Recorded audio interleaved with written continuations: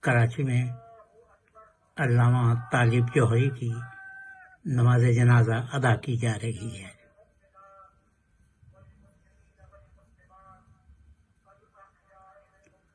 مفسر قرآن خطیب محمد و آل محمد علامہ طالب جوہری،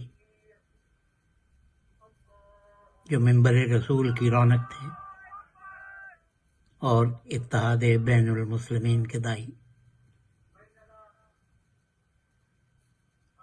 علامہ طالب جوہری 21 جون کو 2020 اتوار کے روز کراچی میں مختصر علالت کے بعد انتقال فرما گئے۔ قالوا انا للہ و انا الیہ راجعون۔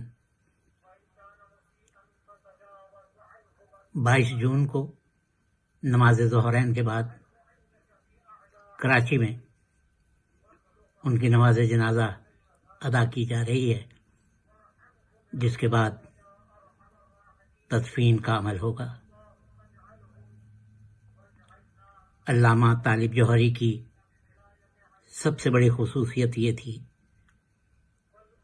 کہ وہ منبر سے نہ منافرت کی بات کرتے تھے، نہ دل آزاری کی۔